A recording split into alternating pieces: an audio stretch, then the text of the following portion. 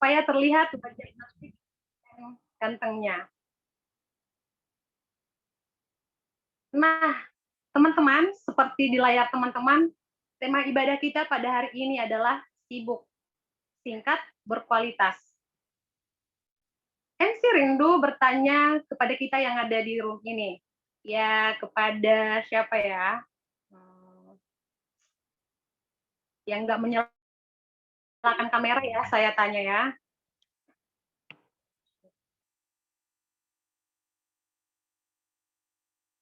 Ya, kepada Dosma. Halo, Dik. Halo, Kak. Iya. Shalom. Shalom, Dik. Kepada Dosma, Dik, coba jelaskan, Dik, menurutmu apa sih sibuk itu yang singkat berkualitas menurut Adik sendiri kayak mana?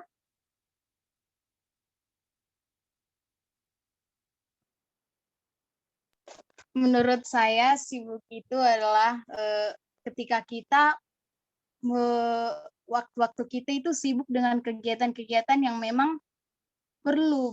Ada juga sih kadang yang nggak perlu. Kadang kita menyibukkan diri, bahkan kita lupa gitu dengan Tuhan. Kita menyibukkan diri kita gitu, Kak. Keseharian kita sibukkan sampai-sampai beberapa hal terlupakan gitu, Kak. Terima kasih. Oke, terima kasih, Dik Dosma. Oke ya, telah mengerjakan sesuatu yang penting atau tidak. Namun, MC secara pribadi masih penasaran akan tema ini, gitu. Sibuk yang singkat berkualitas. Tapi untuk menjawab rasa penasaran MC atau mungkin kita semua yang ada di sini, telah hadir pembicara kita, Bang Edward Siombing, yang akan membukakan lebih dalam terkait tema kita di ibadah hari ini. Kepada Bang Edward Siombing, selamat datang Bang, selamat melayani, Tuhan Yesus memberkati. Pasti teman-teman yang hadir di sini pasti punya kesibukan, beban, tantangan, dan tugas yang harus dikerjakan masing-masing. Namun, kita sekarang telah berkumpul bersama dengan teman, sahabat, dan saudara seiman yang telah disatukan oleh Tuhan Yesus. Maka hati kita pun boleh merasa bahagia, bersuka cita, boleh berkumpul bersama, tanpa memandang latar belakang kita masing-masing. Untuk itu, untuk mengakrabkan diri kita dengan yang lainnya, dengan bernyanyi dari tempat masing-masing, dengan audionya yang di-off-kan, kita bernyanyi, hari ini kurasa bahagia, dimedley dengan satukanlah hati kami.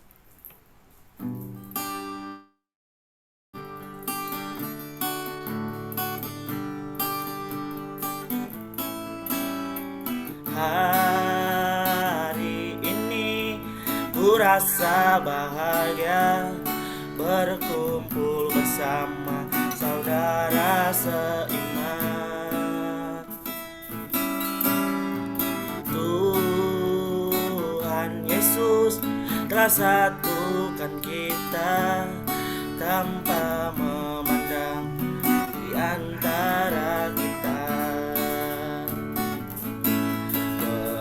Bergandengan tangan dalam kasih, dalam satu hati, berjalan-jalan bareng kasih Tuhan. Kau sahabatku, kau saudaraku, tiada yang dapat memisahkan kita. Oh, kau sahabatku, kau saudaraku, tiada yang dapat memisahkan kita.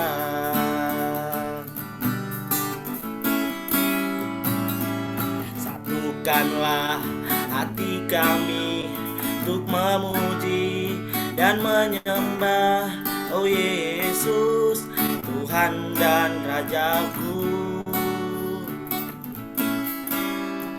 Eratkanlah tali kasih di antara kami semua, oh Yesus, Tuhan dan Rajaku. Bergandengan tangan dalam satu kasih, bergandengan tangan dalam satu iman, saling mengasihi di antara kami, keluarga kerajaan Allah.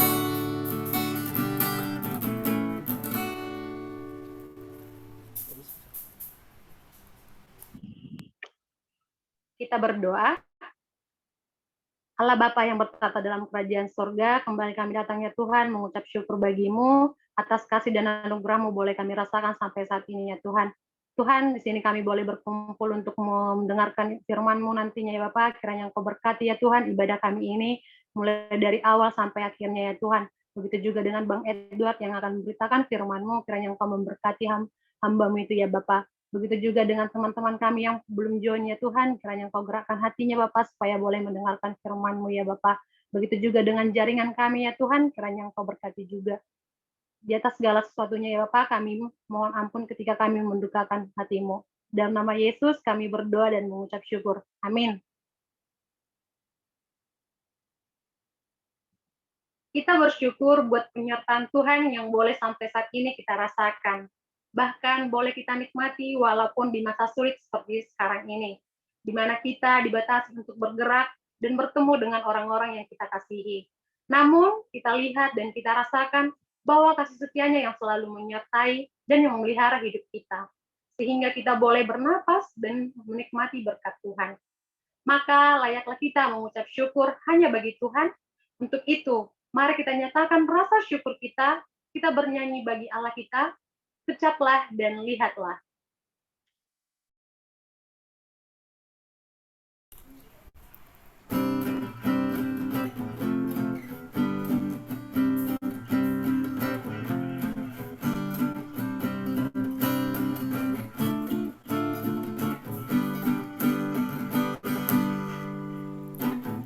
Kecaplah dan lihatlah betapa baiknya Tuhan itu. Rasakan dan nikmati kasih setia Tuhan, kasih setia Tuhan. Kecaplah dan lihatlah betapa baiknya Tuhan itu. Rasakan dan nikmati kasih setia Tuhan, kasih setia Tuhan. Syukur bagimu Tuhan, segala hormat bagimu Tuhan, Allah yang mengasihiku, Allah yang memeliharaku. Syukur bagimu Tuhan, segala hormat bagimu Tuhan, Allah yang mengasihiku, Allah yang memeliharaku selamanya.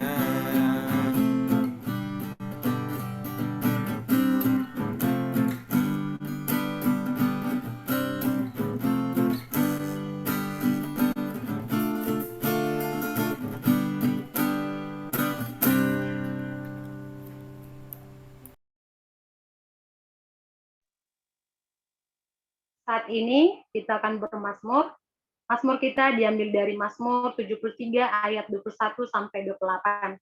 Saya akan membacakannya untuk kita semua.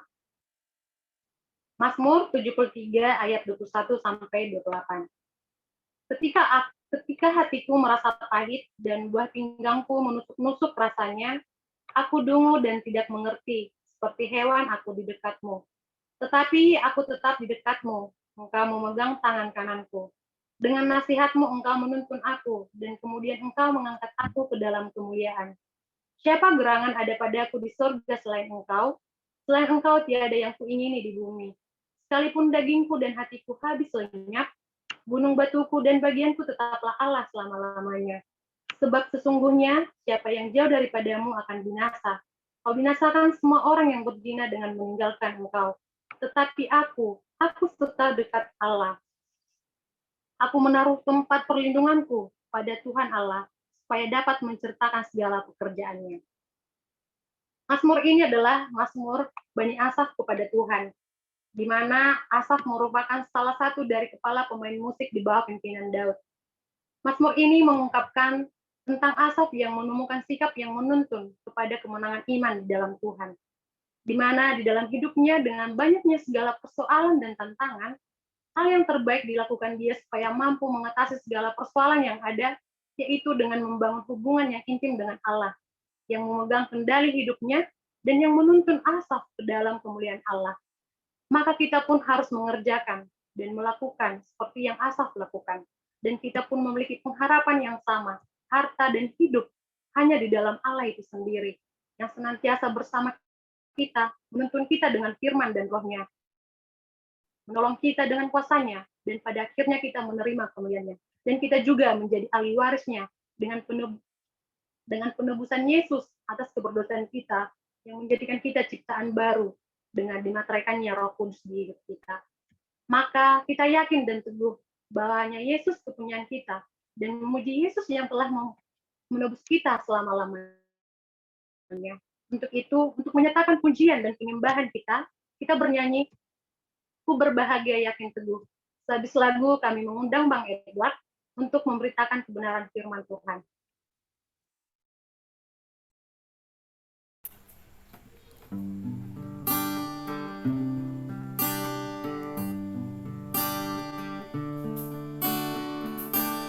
Ku berbahagia, yakin teguh, Yesus abadi, kepunyaanku. Aku warisnya, ku ditebus, ciptaan baru, Roh Kudus. Aku bernyanyi bahagia, memuji Yesus selamanya. Aku bernyanyi bahagia, memuji Yesus selamanya. Pasrah sempurna, nikmat penuh, suka surgawi melimpahiku. Lagu malaikat amat merdu, kasih dan rahmat besertaku. Aku bernyanyi bahagia, memuji Yesus selamanya. Aku bernyanyi bahagia, memuji.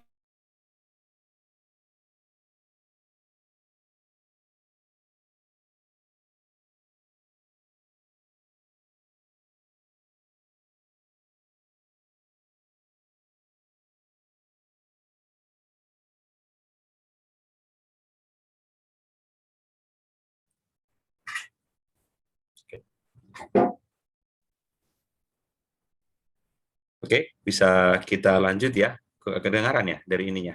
Oh, udah bisa. Oke. Oke, ya, kita bersatu dalam doa.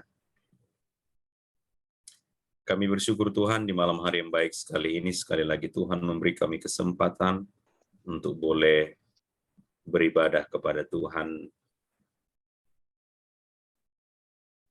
berbicara kepada Tuhan, menyampaikan pujian, hormat, doa, pujian kami untuk kemuliaan Tuhan. Tuhan, rasa syukur kami tak terhingga atas segala berkat karunia Tuhan. Kalau malam hari yang baik sekali ini Tuhan beri kami kesempatan untuk boleh sekali lagi mendengarkan Engkau berbicara Tuhan. Karena itu berkatilah hamba-Mu yang akan berbicara, sembunyikan dia di belakang salib-Mu ya Tuhan, supaya kemuliaan dan keagungan-Mu saja yang nyata, dan dia boleh Tuhan menikmati juga kebaikan-Mu. Tuhan Yesus, terima kasih.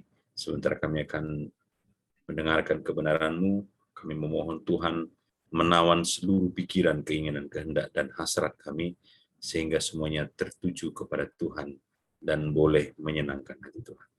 Dengarlah doa kami, dalam nama Tuhan Yesus kami berdoa. Amin. Oke, baik, selamat malam bagi kita semua. Terima kasih. Malam hari ini kita akan sekali lagi belajar kebenaran firman Tuhan, untuk boleh melihat bagaimana anak-anak Tuhan boleh berjalan di dalam kehidupan sehari-hari. Kira-kira sudah kelihatan screen saya? Sudah, Bang. Ya. Oke, ya. Jadi tema hari ini bercerita tentang sibuk, singkat, berkualitas. Ya, memang singkatannya agak unik juga ya. Kenapa sibuk ya? Gitu ya. Singkat berkualitas maksudnya ya. Jadi ini berbicara tentang manajemen diri. Jadi kita akan belajar, sama-sama belajar. Karena ini adalah pembelajaran seumur hidup. Saya kira semua kita boleh belajar. Baik, mari kita membuka satu bagian firman Tuhan dari kitab Efesus pasal yang ke-5. Efesus pasal yang ke-5 ayat 15 sampai ayat yang ke-16 ya. Baik, saya akan bacakan ayat 15 dan ayat 16. Efesus pasal 5 ayat 15 dan 16. Karena itu perhatikanlah dengan seksama bagaimana kamu hidup. Janganlah seperti orang bebal, tetapi seperti orang arif, dan pergunakanlah waktu yang ada karena hari-hari ini adalah jahat. Baik, kenapa saya mengawali khotbah malam hari ini dengan Efesus pasal yang ke-5 ayat 15 sampai 16? Karena memang kalau kita perhatikan dengan baik, maka kitab Efesus ini yang dituliskan oleh Paulus kepada jemaat di Efesus itu dilatar belakangi oleh beberapa hal. Dan kalau kita melihat dari Efesus pasal yang pertama sampai kepada pasal yang ke-6, itu ada dua konten yang menarik sebenarnya. Ada dua hal rangkuman yang menarik dari orang-orang yang boleh melihat ini. Ya, kalau Abang melihat bahwa Efesus pasal yang ke-1 sampai ke-6 ini terbagi atas menjadi dua bagian. Yang pertama sebenarnya, Paulus sedang memberikan kepada kita satu hal tentang doktrin dasar iman Kristen. Ya, nanti kalau kita lihat dalam Efesus pasal yang kedua, Efesus pasal yang pertama, itu bagaimana Tuhan memilih manusia itu sebelum dunia dijadikan. Jadi itu merupakan satu hal yang sangat menarik, sehingga kita bisa memahami nanti kenapa kita sampai kepada Efesus pasal yang 5 ayat 15 sampai 16 ini, sehingga kita tidak menjadi orang yang lompat-lompat tidak mengerti. Nah, Efesus pasal yang pertama itu berbicara tentang anugerah keselamatan dan pemilihan Allah. Efesus pasal yang kedua itu berbicara tentang kasih karunia. Kemudian Efesus yang pasal yang ketiga itu mulai bicara tentang ayat yang ketiga, pasal yang ketiga, pasal yang keempat, kelima, ya, dan keenam itu berbicara tentang bagaimana sebenarnya perilaku, gaya hidup, lifestyle dari orang-orang yang sudah mengenal Kristus. Nah, itu dia. Jadi kedua hal ini sangat terkait erat. Artinya apa? Bahwa ketika orang sudah mulai membicarakan tentang karena itu perhatikanlah dengan sama bagaimana kami hidup, maka orang itu dia harus masuk kepada satu pemahaman bahwa dia adalah orang-orang yang sudah percaya kepada Kristus. Jadi ini satu rangkaian, satu benang merah yang saling berkaitan. Artinya apa? Ketika orang ingin belajar, ketika orang ingin mulai bicara tentang bagaimana singkat berkualitas, manajemen diri, Efesus pasal 5 ayat 15 sampai 16 ini, itu dia harus didahului dengan satu keyakinan bahwa Kristus adalah juru selamat dan dia sudah menjadi bagian dari orang-orang yang diselamatkan. Sehingga jangan menjadi sesuatu yang rancu, karena ketika begini, ada banyak orang berusaha supaya bisa hidup memanajemen diri dan singkat berkualitas, tetapi menemukan akhirnya bahwa di dalam seluruh perjalanannya dia mengalami namanya seperti merasa ada yang hampa, ada yang sia-sia, ada yang ini, atau mungkin tidak bisa menjalankannya dengan baik. Nah, keterkaitan ini mendorong kita sebenarnya orang-orang yang sudah mengenal Kristus harus ada improvement ataupun perbaikan, peningkatan di dalam manajemen diri sehingga bisa singkat dan berkualitas. Ya, saya nggak tahu singkat berkualitas ini apakah yang sifatnya apakah momen-momen tertentu atau sepanjang hidup kita yang kita mau lihat. Tapi kita tidak mau fokus di sana. Baik, manajemen diri atau kita tema hari ini singkat berkualitas. Saya sekali lagi ingatkan di Efesus pasal 5 ayat 15 sampai 16 ini. Karena itu perhatikanlah dengan saksama bagaimana kamu hidup, janganlah seperti orang bebal, tetapi seperti orang arif, dan pergunakanlah waktu yang ada karena hari-hari ini adalah jahat. Ya, jadi kalau kita perhatikan nanti di screen yang Abang bagikan pengertian dan pemahaman. Jadi kalau kita lihat manajemen itu sebenarnya kita adopsi dari bahasa Inggris manage atau manajemen. Jadi orang yang melakukan manajemen itu adalah manajer, ya. Artinya ini harus kita lihat di dalam kerangka yang lebih spesifik. Nah, jadi kalau manage itu pengelolaan, ya, bagaimana mensukseskan sesuatu hal yang akan dikerjakan, kira-kira begitu. Jadi manajemen diri itu berbicara tentang pengelolaan, ya, pengelolaan bagaimana hidup kita. Saya tidak bicara sukses di sini adalah dalam kategori yang sempit, ya, artinya kau kaya, kau pintar, kita berhasil secara ini, bukan itu. Tapi yang maksud di sini adalah secara keseluruhan hidup. Ya, jadi manajemen diri. Nah, manajemen itu adalah tindakannya, ya, untuk menjalankan, untuk mengawasi sebuah peristiwa ataupun suatu perjalanan hidup, baik itu juga mungkin bisnis atau usaha, sehingga bisa berhasil. Nah, manajer adalah orang yang melakukannya. Ya, tahun 2007, kebetulan saya 2007, Abang sudah masuk di level manajer, sehingga mengelola orang. Sampai sekarang itu mengelola orang itu tidak terlalu mudah, ya, itu sesuatu yang sulit. Jadi harus diketahui gimana karakternya, bagaimana mengelola orang yang temperamental. Ya, kadang-kadang kita bertemu dengan orang yang sangat pemarah, ada yang sangat pemalu, apalagi penakut, kan banyak yang terlalu khawatir, atau ada juga yang terlalu serakah. Baru mungkin juga kita akan menemukan orang-orang yang biasa kita hadapi mungkin adalah orang-orang yang disebut sebagai orang yang percaya kepada Tuhan Yesus, tetapi perilakunya tidak sesuai. Nah, ini repot ini. Begitu. Jadi kalau misalnya di dalam perjalanan kita sehari-hari, kita lihat orang, kita kelola, lalu kita lihat, wah ini kayaknya orang pelayanan, misalnya begitu. Tapi nggak sesuai dengan cara hidupnya. Itu kadang-kadang sesuatu yang merepotkan. Abang menghadapi itu beberapa waktu yang lalu. Sekarang juga begitu. Nah, tetapi yang di sini yang mau kita maksudkan adalah terlebih kepada manajemen diri, ya. Jadi kita diri sendiri dulu. Gitu. Baik, yang kedua, 4 pemahaman penting tentang manajemen. Nah,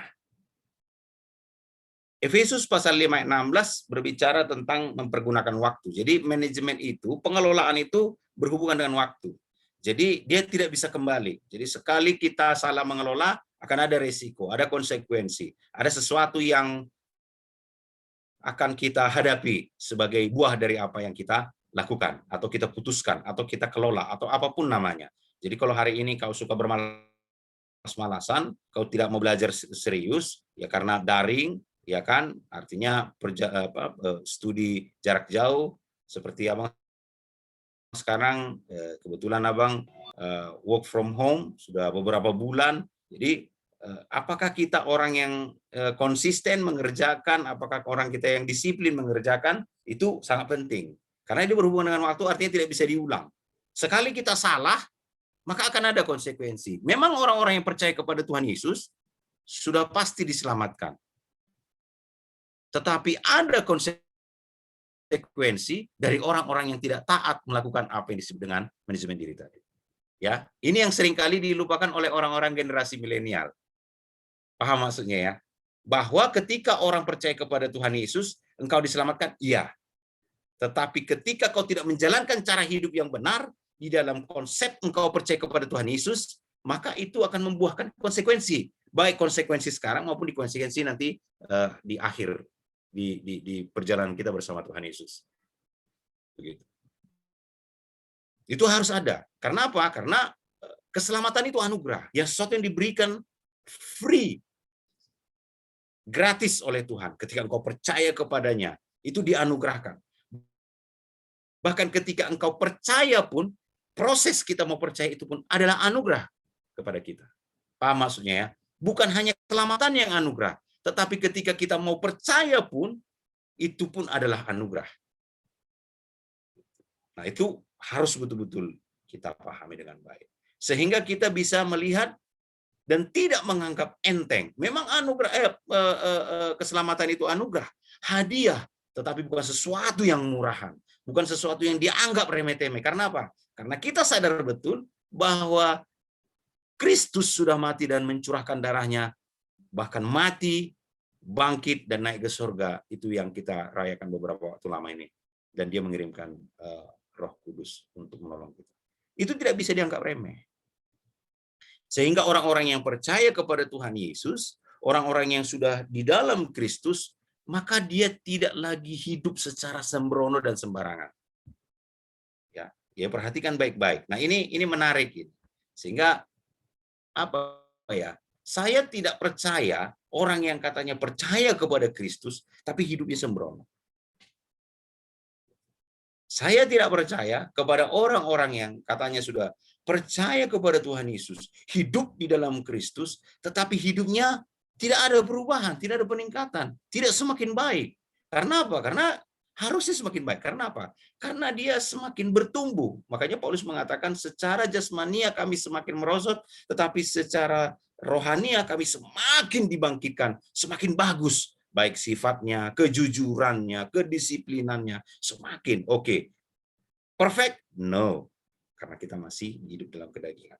Tetapi ada perubahan-perubahan yang semakin baik kepada mirip seperti Kristus. Makanya seperti lagu itu, ku mau sepertimu Yesus, disempurnakan selalu. Artinya bahwa setiap orang yang percaya kepada Kristus, dia akan didorong oleh Roh Tuhan yang ada dalam dirinya, kemudian didorong oleh keinginan yang sudah bersama dengan Roh Kudus untuk boleh hidup semakin baik, bukan semakin kacau. Jadi ketika dia gagal pun, Roh itu mengingatkan dia diinsafkan dari dosa-dosanya, bangkit lagi, dan dia maju lagi dan berlari. Tapi kalau terlalu sering juga jatuh, berdarah-darah, ya itu wasting time juga ya. Jadi perhatikan. Makanya itu Paulus mengatakan dengan jelas, dengan tegas dikatakan, karena itu perhatikanlah dengan seksama. Artinya perhatikan dengan teliti. Bagaimana kamu hidup. Jangan seperti orang bebal, tapi seperti orang arif. Orang bebal itu nggak mau dikasih tahu. Orang bebal itu tidak mau dikasih nasihat. Apalagi sekarang kalau kita lihat banyak orang mungkin sudah terlalu banyak, terlalu ini orang, apalagi kalau sekarang kan nggak usah banyak kali nasihat lah, banyak kan tunjukkan teladan. Betul, justru itu senada. Orang yang mau mendengarkan nasihat pun itu juga sudah termasuk menunjukkan teladan. Manajemen berhubungan dengan waktu karena tidak bisa diulang. Kalian nggak bisa lagi jadi balik ke SD, iya kan? Nggak bisa balik lagi menjadi SMP, nggak bisa lagi SMA. Kalian sekarang mahasiswa, sekarang kalian alumni. Saya alumni. Saya sudah menikah, 2 anak. Nggak mungkin saya balikan lagi, saya jadi lajang. Nggak bisa. Saya akan tetap menjalankan. Karena apa? Karena waktu tidak akan pernah kembali. Sekalipun waktu itu berulang. Ya, jam 1, sekarang jam 7.30, Besok akan ada lagi jam 7.30. Tetapi bukan jam 7.30 28 Mei 2021. Besok 7.30 29 Mei 2021. Dan tidak pernah bisa berubah. Jadi perhatikan baik-baik. Jadi sekali kau mengambil keputusan yang salah, sekali kau menjalankan mengelola hidupmu salah, maka itu akan berimplikasi kepada yang berikutnya. Paham ya? Sampai sini nangkep? Sudah bosan atau sudah mulai ngantuk? Masih 7.30 loh. Ya. Kemudian yang kedua, manajemen itu berhubungan dengan kebijaksanaan. Ya, mari kita lihat di Kolose. Ya, Kolose pasal yang ke-4 ayat 5 dikatakan demikian. Hiduplah dengan penuh hikmat terhadap orang-orang luar, pergunakanlah waktu yang ada. Hiduplah dengan penuh hikmat. Jadi manajemen itu berhubungan dengan kebijaksanaan, hikmat. Artinya apa? Kadang-kadang kita melihat sisi kita jalankan hidup kita sebagai anak udah ya apa aja ya, apa adanya aja. Nggak bisa begitu. Orang-orang yang sudah mengenal Kristus, maka dia akan hidup, menjalankan hidup itu dengan apa? Kebijaksanaan, dengan hikmat. Karena apa? Itu yang dikatakan juga oleh Paulus kepada jemaat di Kolose. Hiduplah dengan penuh hikmat terhadap orang-orang luar, pergunakanlah waktu yang ada. Sekali lagi, Paulus bicara tentang itu lagi ya, pergunakanlah waktu yang ada. Kemudian, yang ketiga, manajemen itu berhubungan dengan ruang, space. Jadi, ya manajemen itu, pengelolaan itu berhubungan dengan orang-orang di sekitar kita, dengan orang-orang. Jadi bagaimana kita menunjukkan teladan hidup dalam manajemen diri itu akan mempengaruhi juga karena berhubungan dengan orang-orang, dengan space, dengan ruang, dengan waktu, dengan kebijaksanaan tadi. Kemudian yang terakhir, manajemen berhubungan dengan etika. Jadi behavior or attitudes that show high moral standards. Ini yang dituntut dari orang-orang yang sudah mengenal Kristus. Jadi behavior or attitudes that show high moral standards. Salah satu yang agak menarik sekarang adalah saya tidak setuju kalau orang-orang muda tidak menghormati orang tua. Saya tidak setuju orang-orang tua menganggap bahwa orang-orang muda itu adalah orang-orang yang dianggap remeh. Paham maksud saya ya? Artinya itu dua hal yang saling berbolak-balik. Artinya saling merespon. Baik, itu yang kedua. Yang ketiga, dasar-dasar yang harus kita pahami sehingga kita dapat manajemen segala sesuatu. Yang pertama yang harus kita tahu bahwa kita harus mengerti bahwa baik waktu, ruang maupun segala sesuatu yang berhubungan dengan hidup adalah milik Tuhan dan dikembalikan untuk kemuliaan Tuhan. Jadi setiap waktu, setiap ruang, segala sesuatu yang berhubungan dengan hidup kita every day, setiap hari, itu harus kita tahu bahwa itu adalah milik Tuhan. It's belong to God. Ya. Jadi kalau di gereja HKBP, saya kebetulan HKBP, di akhir nyanyian terakhir di acara kebaktian itu, userahkan hidupku sampai selama-lamanya. Kalau bahasa Bataknya itu lebih spesifik. Jadi kalau dibilang naso usatokube, naso usatokkudo. Artinya apa? Sesuatu yang diberikan kepada Tuhan dan segala sesuatunya adalah milik Tuhan dan tidak kuminta balik, dalam arti bahwa itu ku ketahui bahwa itu bukan milikku. Nah, kira-kira begitu. Jadi kita harus tahu bahwa semuanya adalah milik Tuhan. It's belong to God. Everything is belong to God.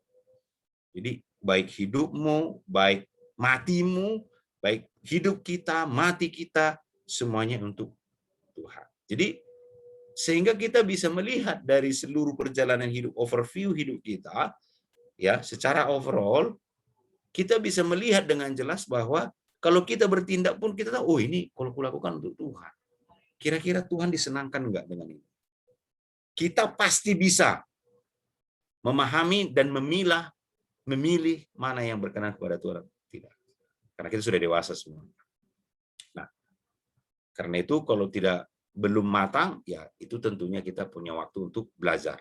Makanya jangan kendor untuk boleh kalau misalnya ada di gereja, di persekutuan, di KMK atau di mana, di pelayanan-pelayanan diingatkan, jangan lupa saat teduh ya, Dik.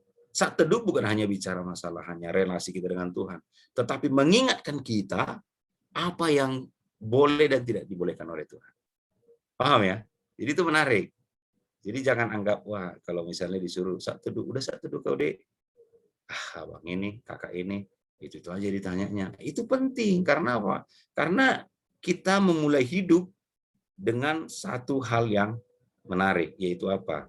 Mulai dengan melihat bagaimana tuntunan Tuhan. Dan di malam harinya kita doa malam, yaitulah waktu untuk mengevaluasi diri.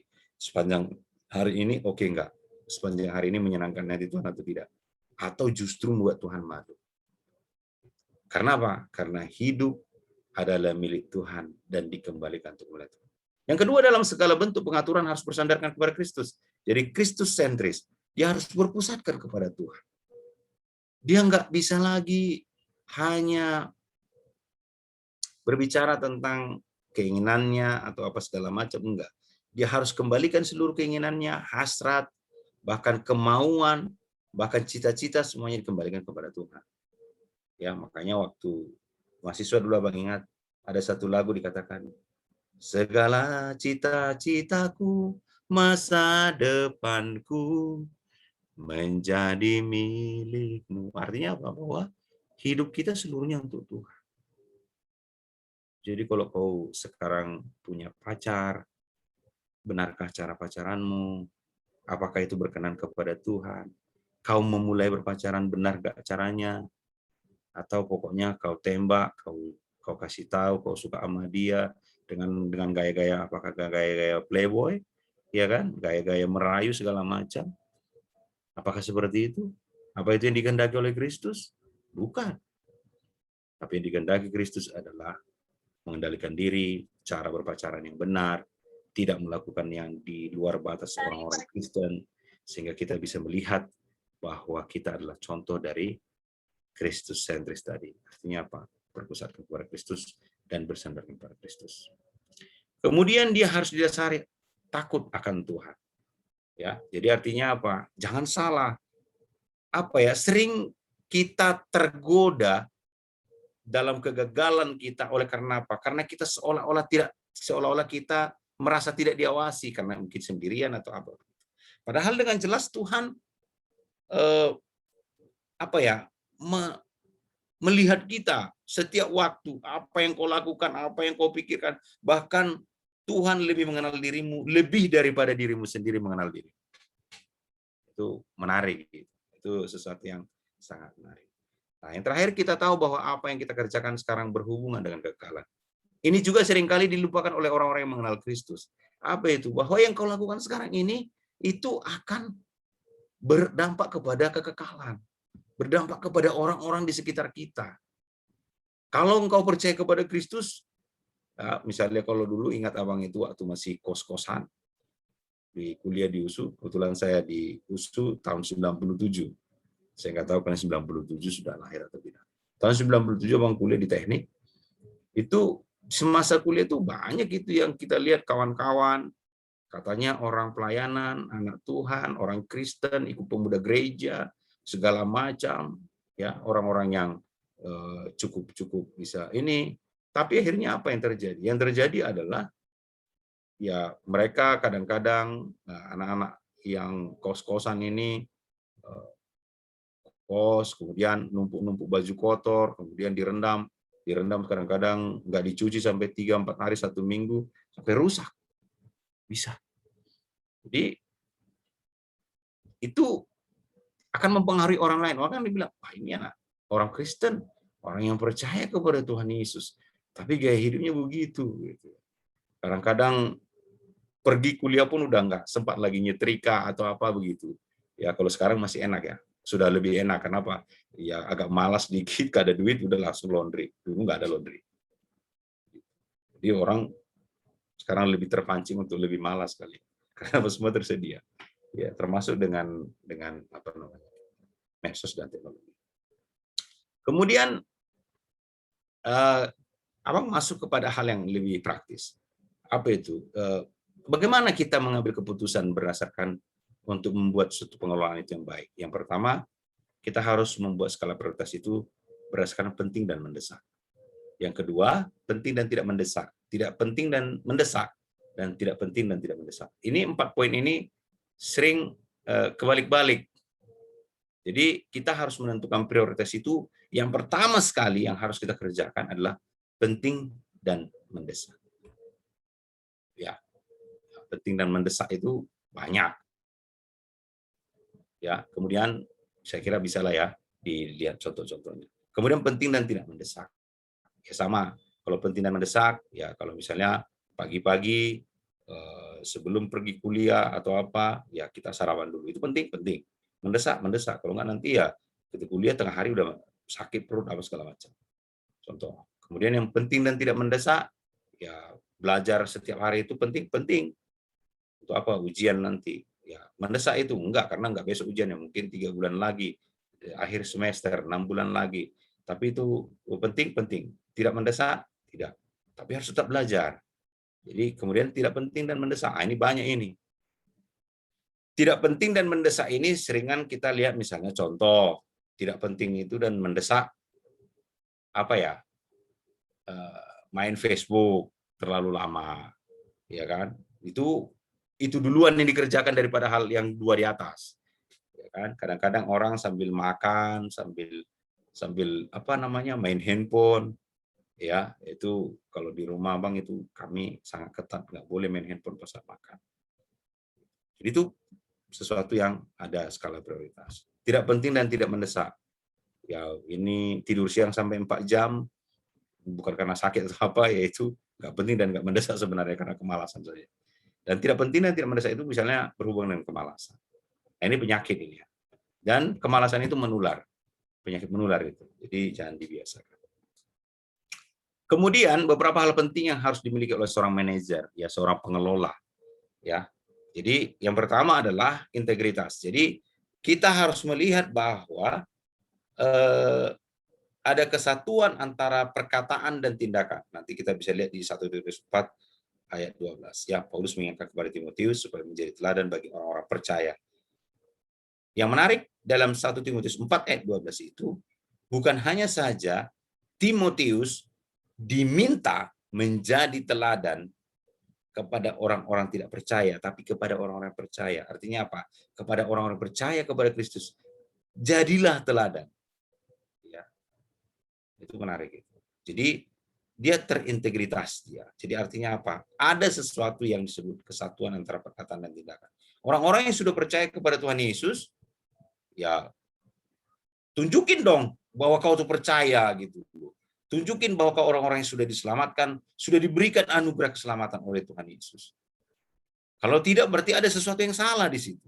Kalau engkau sekarang masih hidup dalam kemalasan, dalam pola hidup yang sembrono, ya gagal terus, ya kan berpacaran nggak beres, kemudian IP-nya Nasakom, nasi 1, kadang-kadang Baskom di bawah 1, itu harus ada yang dikoreksi di situ.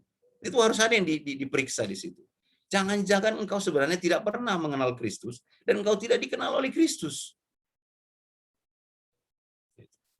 Jadi itu hati-hati. Makanya ketika kita lihat hidup kita berantakan, ketika kita kita lihat hidup kita tidak berkualitas, makanya ada sesuatu yang salah. Makanya kalau memperbaiki orang, jangan perbaiki sifatnya, attitude-nya, tapi perbaiki dulu being-nya, orangnya, jiwanya, rohnya. Karena apa? Karena rohnya itu yang mendrive dia untuk boleh hidup berkualitas di hadapan Tuhan. Makanya orang yang di luar Kristus, kesulitan terbesarnya yaitu tidak bisa menjalankan apa yang disebut dengan kasih itu. Ya, jadi selalu kasih agape itu tidak bisa dikerjakan oleh orang-orang yang tidak di dalam Kristus. Karena hanya karena ada dalam Kristus orang bisa melakukan kasih agape. Ya orang bisa melakukan yang baik supaya apa? Ya supaya ada amal kan. Orang berbuat baik supaya dapat imbalan. Kenapa berbuat baik? Ya karena kasihan aja. Kenapa orang berbuat baik? Tapi orang yang mengenal Kristus dia berbuat baik karena apa? Karena Kristus sudah lebih dahulu berbuat baik. Sudah sangat baik kepada dia karena Tuhan sudah sangat baik. Sehingga perbuatan baik bukanlah sebuah respon untuk mendapatkan sesuatu, tetapi respon karena sudah mendapatkan keselamatan.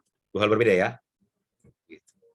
Jadi kasih, kebaikan, kemurahan, kalau kita lihat nanti di dalam Galatia pasal yang ke-5, ayat yang ke-22 sampai 23 itu, buah roh itu, ya, dikatakan di Galatia, saya bacakan sedikit ini, ya, dikatakan Galatia pasal 5 ayat 22 sampai 23, tetapi buah roh ialah kasih, sukacita, damai sejahtera, kesabaran, kemurahan, kebaikan, kesetiaan, kelemah lembutan, penguasaan diri. Tidak ada hukum yang menentang hal-hal itu. Nah, tetapi buah roh ialah. Jadi kalau kita lihat, buah roh itu artinya buah dari kita menyatu dengan Tuhan, itu apa? Munculnya kasih, sukacita. Kalau kau disakiti, engkau tidak membenci dan tidak mendendam. Ya. Tapi ya kalau menasihati boleh, mengingatkan, menegur, karena orang yang di dalam Kristus juga ada nasihat, penghiburan kasih, kata Paulus di dalam Filipi pasal yang kedua. Nah, ini menarik, sehingga kita bisa lihat ini sebagai sesuatu yang terintegritas. Kemudian loyalitas, kesetiaan, ya. Kemudian membutuhkan komitmen sepanjang hidup. Jadi ini komitmen sepanjang hidup dikerjakan. Keselamatan anugerah, tetapi ketaatan kerjasama kita bersama dengan Tuhan. Kedisiplinan, manajemen diri itu kerjasama kita bersama Tuhan. Karena itu, mari ajak Tuhan untuk boleh terus bersama kita untuk boleh menjalankan apa yang kita sebut sebagai manajemen hidup. Dikuasai oleh ketulusan dan kemurnian dari Tuhan. Jadi, apapun yang dikelolanya, dikerjakannya, dilakukannya dengan tulus. Tidak ada trik di sana, tidak ada keinginan untuk berlaku curang, tidak ada keinginan untuk mencuri, tidak ada keinginan untuk keserakahan, tapi sesuatu yang tulus, murni, Nah, ini agak sulit diketemukan di zaman-zaman sekarang ini. Ketulusan, kemurnian. Orang selalu melakukan sesuatu supaya dapat imbalan. Orang melakukan sesuatu supaya dapat untung. Orang melakukan segala sesuatu supaya dapat ini, supaya dapat itu, supaya dipuji, supaya itu, supaya beramal, supaya masuk surga. Padahal orang yang mengenal Kristus, dia berbuat baik bukan supaya masuk surga. Tapi karena dia sudah masuk surga, pasti dia berbuat baik. Karena apa? Karena Kristus sudah menyelamatkan. Konsisten dalam mengatur semua urusannya. Jadi dia belajar terus konsisten, menangani kegagalan. Dia nggak takut gagal. Ya, gagal dalam arti bukan hanya bicara masalah gagal dalam misalnya menjalankan usaha atau menjalankan sebuah rencana, tetapi mungkin dia pernah jatuh dalam dosa, tetapi dia menangani. Dia bilang, Tuhan aku mau bangkit dan segala macam. Kemudian tantangan dan kesempatan dalam manajemen, kesibukan. Ya kadang-kadang kita akhirnya apa? Kita lupa untuk boleh mengevaluasi diri karena sibuknya kegiatan kita, ya kan? Sibuk berkualitas tadi ya, singkat berkualitas, sibuk, singkat berkualitas. Kadang-kadang abang pikir yang singkat itu berkualitas enggak ya? Itu perlu sesuatu yang perlu dipikirkan ulang. Kesibukan ya, kegiatan aktivitas yang padat, ini bisa menjadi tantangan, tetapi juga sekali menjadi kesempatan. Kenapa bilang begitu? Biasanya orang-orang yang malas itu karena nggak ada kegiatannya. Banyak begitu. Jadi nggak ada tuntutan, nggak semangat dia, nggak curious dia, nggak semangat dia gitu. Kenapa? Karena ya udah besok libur kok, masih belajarnya daring kok, ujiannya juga open book segala macam. Nah, itu banyak sekali ya. Kemudian tantangannya juga merasa kurang pengalaman dan kurang mampu. Manajemen diri itu seringkali karena bisa nggak aku ya. Jadi dia mulai bikin satu program hidup, contoh misalnya yang dia yang berat badannya itu lebih dari standar, misalnya tinggi 160, beratnya 80, dia merasa kurang mau dia untuk apa namanya, cobalah dulu makan nasi dikurangi, tapi kayaknya mana ini gitu ya, nggak mampu, atau di antara satu kelas dia orang, kenapa pintar-pintar kali kawanku ini ya. Ya, jadi dia bilang ya itu memang karena mereka pintar, bukan karena rajin. Tapi sebenarnya ya kalian bisa lihat nanti, pastikan juga dalam diri perjalanan hidup kalian. Nadiem Karim pernah memberikan sebuah quote yang menarik ya. Dia bilang IPK juara kejeniusan itu tidak berkorelasi baik dengan yang sudah keberhasilan orang-orang sukses. Tapi yang berkorelasi dengan sukses itu ada beberapa. Yang pertama disebut adalah integritas, orang yang jujur, disiplin, mampu manajemen diri, mengelola dirinya, bertanggung jawab, tulus, dan ada kemurnian. Itu menarik, ya. Padahal Nadiem Karim bukan orang yang percaya kepada Tuhan Yesus, ya kan? Tapi dia bisa melihat itu bagus sekali. Ya, saya melihat itu, ya kan, luar biasa itu. Penilaian kemampuan yang diri yang berlebihan, kadang-kadang itu juga overconfidence. Udahlah, aku bisa kok, gampang, waktu SMA aja aku kalau nggak belajar pun bisa aku dapat nilai 100. Nah, ini overconfidence ini, jadi nggak perlu lagi belajar. Iya kan? Sekarang, wah, ini nggak zamannya lagi, Bang. Ilmu itu nggak terlalu mahal karena bisa dapat di semua segala macam. Betul. Tapi kalau kau bekerja, ya, saya kebetulan mulai tahun 2007, sekarang 14 tahun, saya bekerja mulai tahun 2005. 2007 sampai sekarang itu saya banyak bekerja dengan orang-orang luar. Ya, jadi ikut dalam perusahaan asing begitu. Nah, kalian tahu nggak apa yang menarik dari situ? Kedisiplinan. Ya, jadi kadang-kadang kita merasa mampunya aku. Ada overconfidence gitu. Padahal sebenarnya nggak juga. Kemudian takut untuk berkomitmen. Nah ini nanti gagal, itu aja kerjaan. Nah, itu kan udah komit pun nggak bisa juga, udah komit pun nggak bisa juga. Kayak mananya nih ya, jadinya takut berkomitmen. Konflik atau ketidakcocokan, bahkan penolakan. Nah, mungkin kita merasa seperti mirip yang minder ini ya, pernah ditolak lalu traumatis, ya. Ini masalah, ini tantangan ini dalam mengelola diri kita. Ya kan? Karena sering orang juga kan, coba kalian perhatikan, ada teman saya dulu, dia bilang begini, tapi ini ada benarnya. Ya, jadi ini berbicara tentang overconfidence dan juga bisa juga traumatik.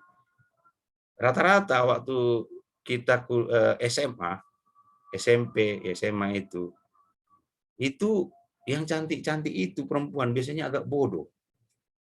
Nggak tahu saya kenapa dia ngomong begitu. Tapi kalau saya ingat-ingat dulu, memang waktu SMP, SMA, ya juga ya. Karena apa? Mungkin dia merasa bahwa udah cukup itu. Ya, ada yang merasa pas-pasan, dia mengelola dirinya, kemudian dia menjadi orang-orang yang fighter, orang-orang yang bisa berjuang, orang-orang yang mampu masuk ke dalam gelanggang perlombaan. Nah, itu dia. Kemudian yang berikutnya, pengaruh dari nilai-nilai materialistis dan hedonis. Pencapaian kita sampai sejauh mana? Apa hanya masalah tentang keberhasilan, kalian nanti tamat fakultas hukum, jadi pengacara, jadi jaksa, hakim, segala macam, ya kan? Kalau lihat sekarang, setiap kalau udah jaksa, mobilnya apa? Kan begitu ya. Ya, terus terang saja. Kalau udah hakim, berapa rumahnya? Ya kan? Nah, yang menarik itu adalah begini. Ketika kau baru tamat, kau bekerja, yang ditanya orang pertama apa? Kerja di mana? Begitu. Ya kan? Waktu masa-masa tamat SMA, kami tanya, kau kuliah di mana? Wah, aku di USU, Bang. Nah, gitu ya. Ada pride-nya kan, ada kebanggaan. Setelah tamat, kerja di mana? Gitu. Setelah bekerja 2-3 tahun, apa posisi sekarang? Mulai orang tanya jabatan. Setelah itu apa? Udah menikah, anak berapa? Seterusnya. Nah, ini nilai-nilai materialistis dan hedonis ini kadang-kadang bisa membuat orang menjadi susah mengelola dirinya. Kenapa? Karena dia melakukan mengelola hidupnya itu bukan lagi berdasarkan kebenaran firman Tuhan, bukan lagi berdasarkan Kristus sentris, tapi apa? Berdasarkan pencapaian-pencapaian yang materialistis dan hedonis. Udah, itu si siapa contoh di sini kita sebut Nobel lah ya, Nobel ini Nobel ada ya. Nah, Nobel ditanya misalnya udah tamat jadi apa? Jadi jaksa misalnya. Jaksa di mana? Oh dia apa itu di sana misalnya seperti itu, di kejaksaan ini misalnya begitu. Udah berapa tahun kerja? Udah 5 tahun. Mobilnya apa sekarang? Wah, si Nobel masih naik sepeda motor bututnya misalnya begitu ya kan.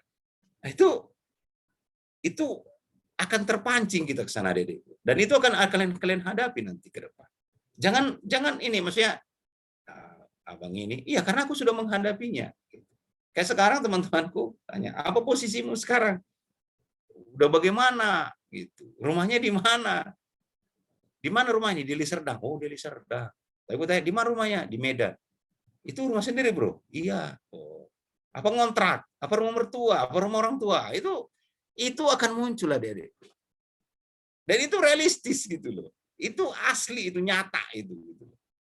Nah, nanti ditanya, anakmu berapa? Ih, kok belum punya anak kok ya? Kasihan kali. Nah, itu mulailah stres pikiran kita kan. Nah, kita mulai kehilangan kendali untuk manajemen diri kita, mengelola hidup kita. Nah, harapan kita, adik-adikku sekarang, di zaman kalian masih kuliah, kalian sudah mulai masuk untuk memikirkan itu dengan baik. Persiapkan hati kalian. Karena itu akan muncul, akan ada. Dan kalian akan menghadapi masa yang lebih sulit sekarang. Kenapa bilang lebih sulit? Sekarang zamannya pandemik. Ini setahun udah lebih. Boro-boro cari kerja, keluar dari rumah pun susah. Kira-kira begitu. Iya kan? Boro-boro mau bersaing gitu, kemana gitu segala macam. Untuk keluar rumah pun harus pakai masker, harus ini, sanitizer dibawa kemana-mana.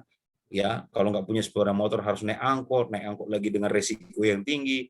Udah naik, misalnya oke naik sepeda motor, ya kan? Nah, segala macam itu akan ada yang jadi tantangan. Dan abang rindu bahwa kita memiliki kesiapan dalam pemikiran sehingga kita bisa mengelola hidup kita. Jadi jangan kau minder nanti aku udah 2 tahun pengangguran ini, cuman ini Bang Edward. Dulu abang kayak mana? Aku pun dulu nganggur 2 tahun. Jadi tahun ketiga baru aku bekerja. Begitu. Tapi ya yang 3 tahun ketiga baru bekerja, ya kan enggak menjadikan abang karirku jadi lebih mundur daripada yang duluan kerja, enggak juga.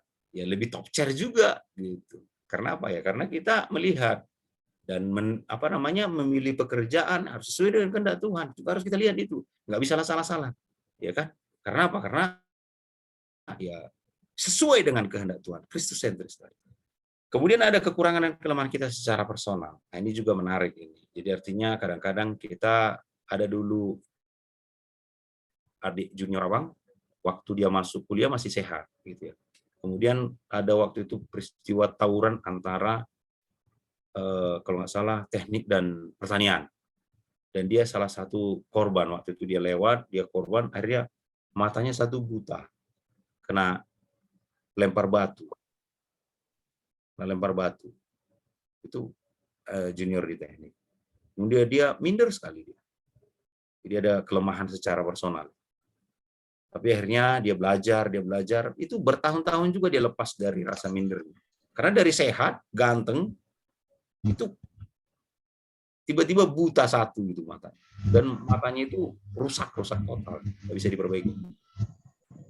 Begitu. Dan akhirnya dia berjuang, tapi dia menang. Puji Tuhan, dia menang. Dia bilang, hidupku tidak tergantung kepada mataku, tapi hidupku tergantung sama Tuhan. Itu kan dia sekarang bekerja di Senaker, di Sumatera Barat lagi. Itu menarik gitu ya. Itu Tuhan kasih sesuatu yang unik ya. Dinas tenaga kerja. Bisa juga gitu. Itu menarik. Kemudian kita masuk yang terakhir ya. Ya, jadi strategi manajemen hidup itu yang pertama tentukan skala prioritas kita. Maka susun hidupmu dengan Baik, kelola. Jadi karena sistem pengaturan itu sudah dimulai Tuhan dari kitab Kejadian. Hari pertama ciptakan apa, hari kedua. Coba Tuhan ciptakan manusia hari pertama. Kira-kira makan apa manusia? Gak ada kan? Loh. Makanya Tuhan ciptakan dulu tumbuhan, binatang-binatang untuk bisa dimakan segala macam, untuk dikelola. Jadi pengaturan, manajemen, kelola itu sudah dimulai dari kitab Kejadian. Itu inisiatif Tuhan, luar biasa memang.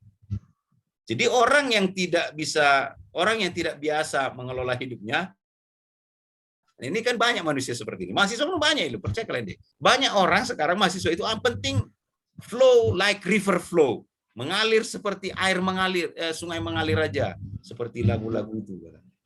Iya, banyak seperti itu. Karena itu nggak gitu lagi. Orang-orang yang sudah mengenal Kristus, dia harus mengatur hidupnya. Dia mengelola hidupnya dengan baik. Karena apa? Karena dia takut akan Tuhan. Dia nggak mau bahwa hidupnya itu percuma dan menjadi sia-sia oleh karena kebodohan dan kebebalan. Karena orang yang tidak mau memanajemen hidupnya, tidak mau mengelola hidupnya, tidak mau mengatur hidupnya adalah orang-orang yang bebal. Itu dikatakan oleh Paulus kepada tadi jemaat di Efesus. Jadi seperti orang arif, bukan seperti orang bebal.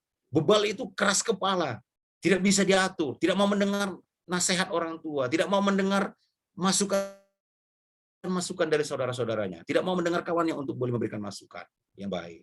Nah, itu dia. Tentukan skala prioritas. Kemana kau? Mau jadi apa?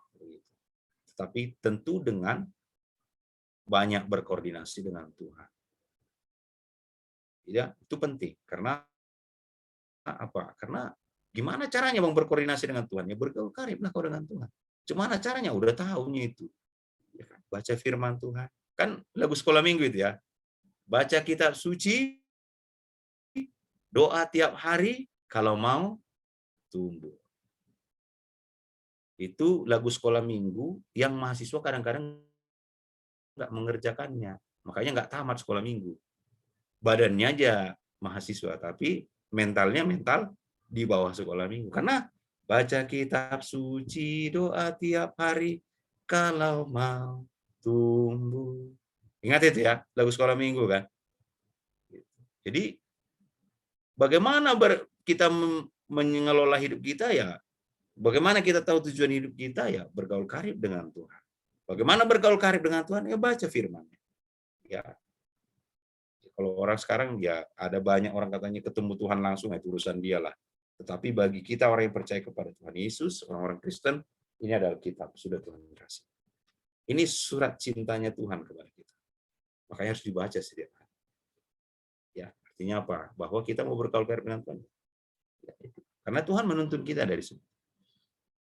Yang dibilang, wah kalau Tuhan bicara langsung kan lebih afdol Bang. Iya, kau ketemu sama Tuhan, kita ketemu sama Tuhan langsung, mati kita. Tuhan itu kudus, kita ini berdosa, binasa gitu. Jadi baca kitab suci, bergaul karib dengan Tuhan. Itulah caranya kita bagaimana menentukan skala prioritas yang manajemen hidup. Kemudian tentukan standar pelaksanaannya. Kayak mana aku mengerjakannya? Oh bagaimana ya? Jadi ini manajemen hidup, pengelolaan hidup. Ya, jadi supaya kita singkat dan berkualitas tadi. Tentukan batas pengerjaannya, jangan semua dikerjain.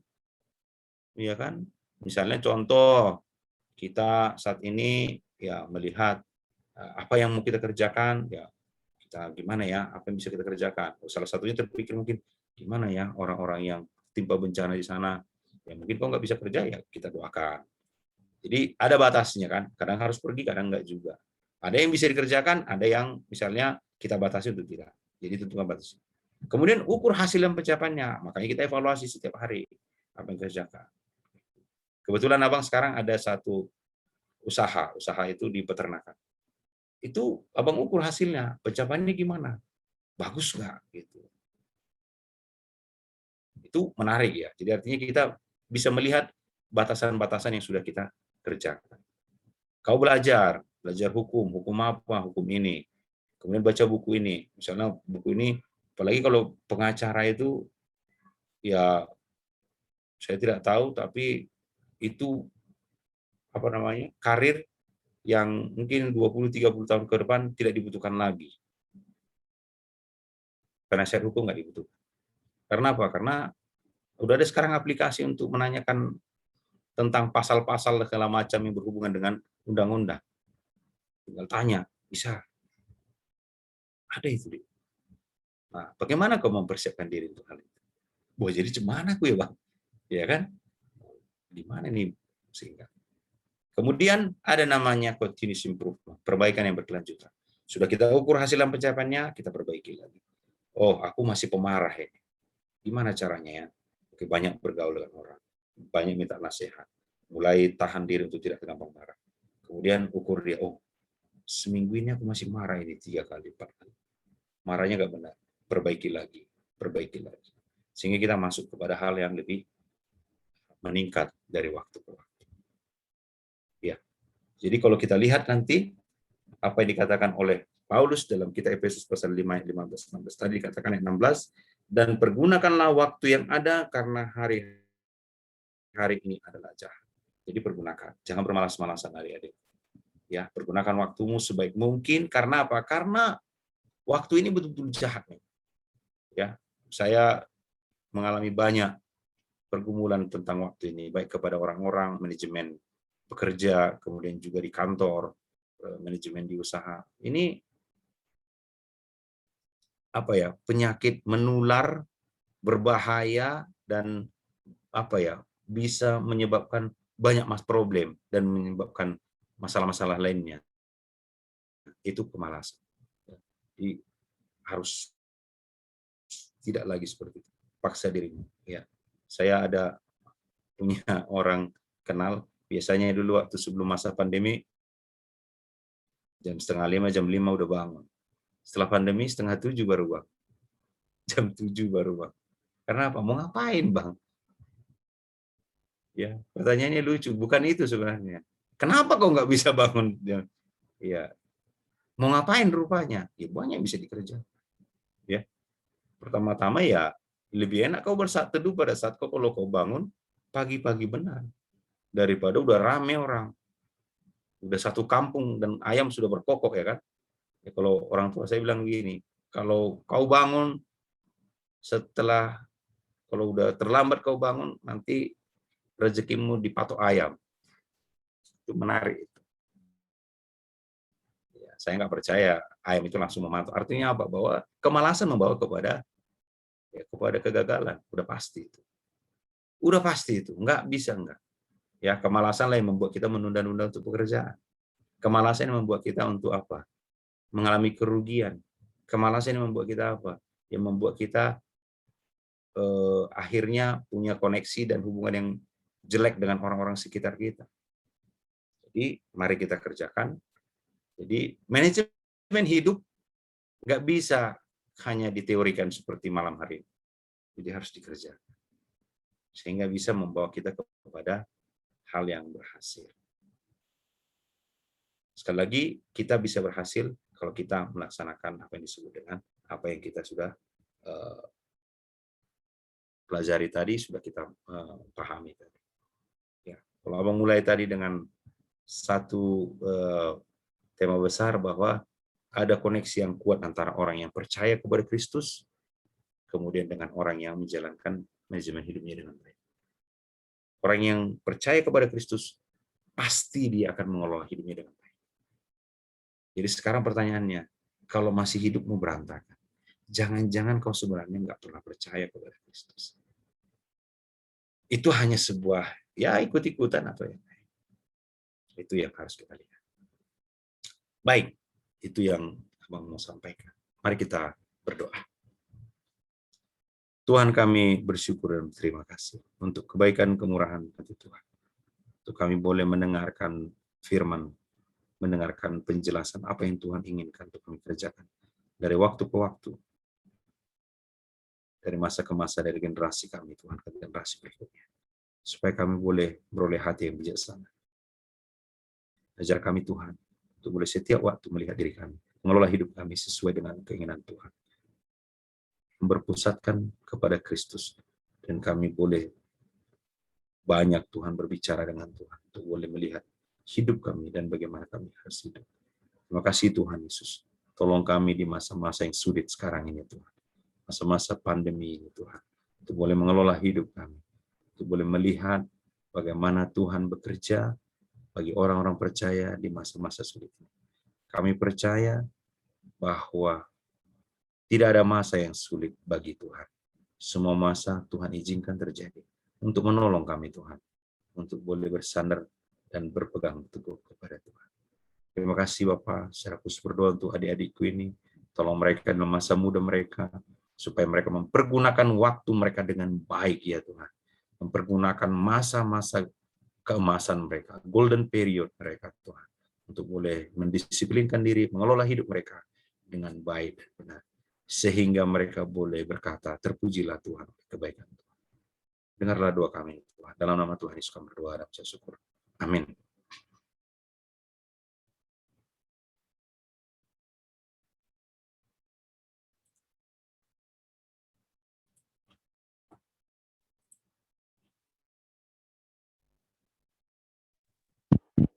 Bersyukur atas kebenaran firman yang boleh kita dengarkan. Kita yang mendengarkan bukan hanya pendengar, tetapi pelaku dari firman itu. Untuk teman-teman boleh mengisi angket ibadah kita hari ini di link yang telah akan dibagikan di kolom chat. Saat ini kita akan mengumpulkan persembahan, di mana persembahan kita dapat kita kirimkan lewat kontak yang telah ditampilkan di layar Zoom. Dan ayat yang mendasari pengumpulan persembahan kita diambil dari Roma 11 ayat 36. Segala sesuatu adalah dari Dia, oleh Dia, dan kepada Dia. Bagi Dialah kemuliaan sampai selama-lamanya. Sambil mengumpulkan persembahan, kita bernyanyi, betapa kita tidak bersyukur.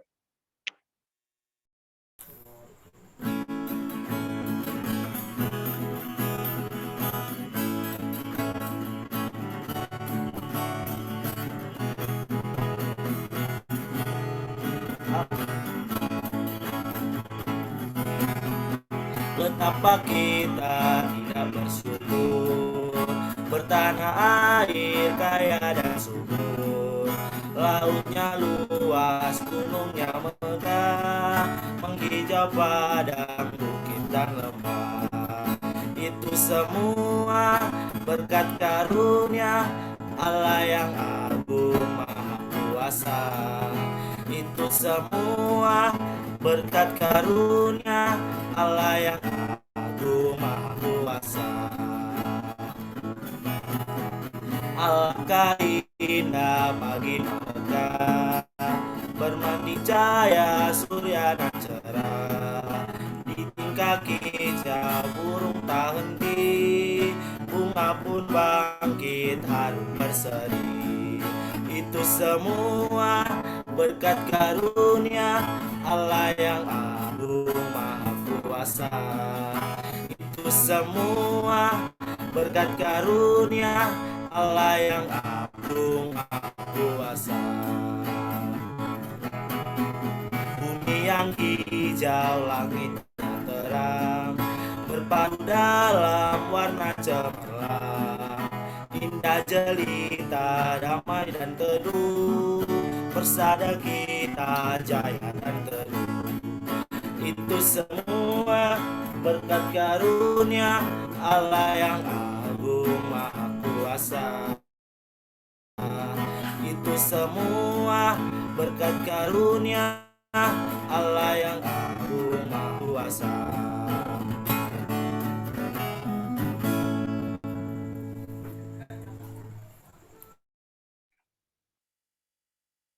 Saat ini kita akan mendengarkan warta ibadah kita pada hari ini. Yang pertama, kami mengucapkan selamat ulang tahun kepada teman-teman yang berulang tahun pada bulan Mei. Semoga panjang umur, sehat selalu, dan kiranya Tuhan boleh terus menyertai teman-teman. Yang kedua, kami mengucapkan selamat UAS pada tanggal 14 sampai dengan 25 Juni 2021. Amsal 2 ayat 20-21 berkata, sebab itu tempuhlah jalan orang baik, dan peliharalah jalan-jalan orang benar. Karena orang jujurlah akan mendiami tanah, dan orang yang tak bercela yang akan tetap tinggal di situ. Yang ketiga, kami mengundang PKK untuk hadir pada pertemuan PKK pada hari Sabtu 29 Mei 2021 pukul 13.00 WIB. Yang keempat, kami mengundang teman-teman untuk hadir dalam jam doa pengutusan tim regenerasi pada hari Senin 31 Mei 2021 pukul 19.00 WIB. Yang kelima, kami mengundang teman-teman untuk hadir pada evaluasi program semester A pada hari Sabtu 12 Juni 2021 pukul 13.00 WIB. Terima kasih. Kita adalah orang-orang yang dahulunya hidup dalam kehidupan yang sia-sia. Tetapi Yesus telah memberikan kita kehidupan dan kemenangan yang membebaskan kita dari kehidupan yang sia-sia itu dengan karya agung yang sempurna yang telah dikerjakannya di kayu salib. Maka kita sekarang hidup yang bersandarkan kepada Kristus dengan menyediakan waktu yang sibuk kita dengan sibuk yang singkat berkualitas, dengan boleh belajar mengenalnya, bersekutu dengannya, dan mau dibentuk di dalam Tuhan. Dalam keseharian kita dengan waktu 24 jam yang telah Tuhan sediakan bagi kita. Karena hidup kita adalah milik Tuhan dan dikembalikan untuk kemuliaan Tuhan. Maka sekarang kita mengambil keputusan dalam hidup kita untuk mengikut Yesus selama-lamanya. Walaupun kita merasakan hidup yang menderita atau susah karena namanya. Untuk itu, mari kita nyatakan komitmen kita untuk mengikut Yesus selama-lamanya dengan bernyanyi, "Saya mau ikut Yesus." Sehabis lagu, kami mengundang Bang Edward untuk menutup ibadah kita di dalam doa.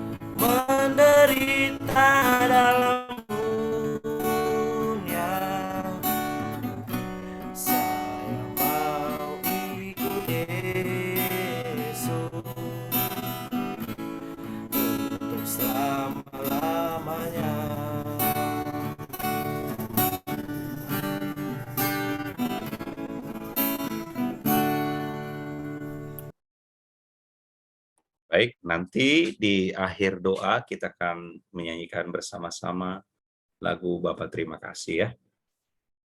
Baik, mari kita berdoa. Bapa di surga, Bapa yang kami kenal di dalam Yesus Kristus Tuhan, Allah yang agung mulia, yang sudah memberi kepada kami segala sesuatu yang kami butuhkan, dan sudah memberikan yang terutama di dalam hidup kami, yaitu keselamatan di dalam Engkau sendiri ya Tuhan Yesus. Terima kasih untuk anugerah-Mu itu Tuhan. Sungguh kami bersyukur Tuhan. Sungguh kami berterima kasih. Kami tahu kami adalah orang-orang berdosa Tuhan, yang layak mendapat hukuman, yang layak menerima api neraka ya Tuhan, sebagai balasan atas kejahatan hidup kami. Tetapi oleh kemurahan dan kebaikan-Mu ya Tuhan, Engkau yang mati di kayu salib ya Tuhan, yang Engkau mencurahkan darah-Mu di Golgota ya Tuhan. Bukti kasih-Mu yang besar, bukti keadilan-Mu yang nyata ya Tuhan, bahwa hukuman itu harus Engkau tanggung Tuhan, supaya kami boleh diselamatkan. Sebab kalau kami yang menanggung dosa itu Tuhan, binasalah kami ya Tuhan. Tuhan terima kasih untuk semuanya. Terima kasih juga Tuhan untuk hari ini Tuhan. Sekali lagi Engkau berbicara kepada kami Tuhan, mengingatkan kami Tuhan, kasih karunia-Mu yang agung itu Tuhan, untuk kami boleh kerjakan dalam hidup kami Tuhan, sehingga kami tidak lagi menyia-nyiakan hidup kami yang singkat ini Tuhan, sebab kami tahu bahwa hari-hari ini adalah jahat.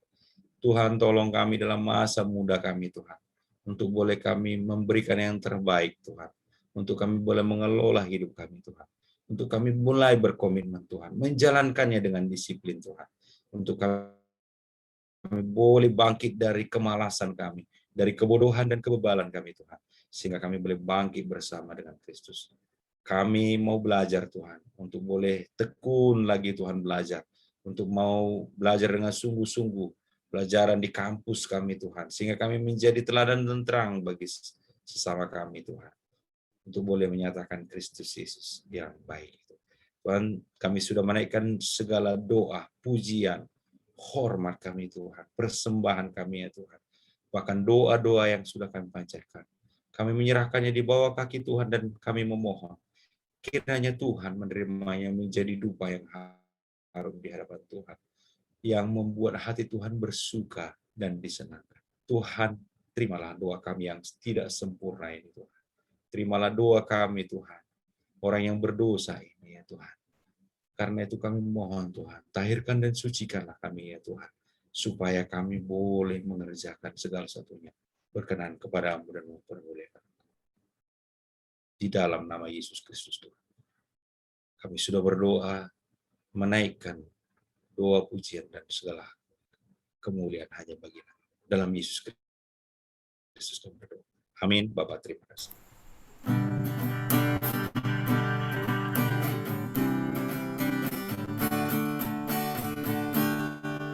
Bapa,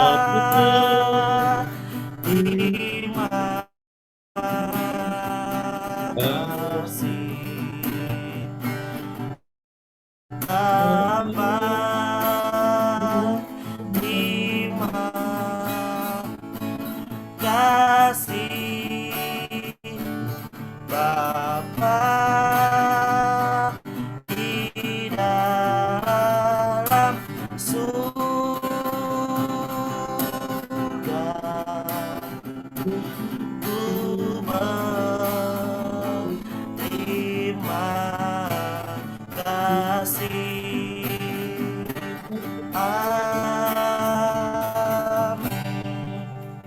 Amin. Shalom bagi kita semua. Salam. Terima kasih buat teman-teman yang telah hadir di bakti kita hari ini. Diingatkan kembali, jangan lupa untuk mengisi angket link yang sudah dibagikan di kolom chat. Dan kita jangan live dulu karena sekarang kita akan berfoto bersama. Kepada saudara cinta dipersilahkan.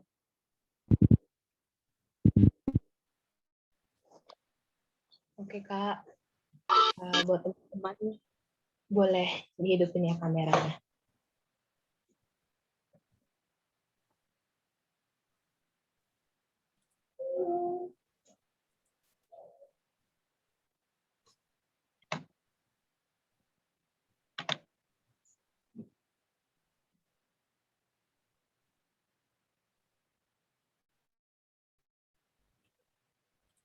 Boleh dihidupin ya teman-teman kameranya, biar kita boleh foto bareng.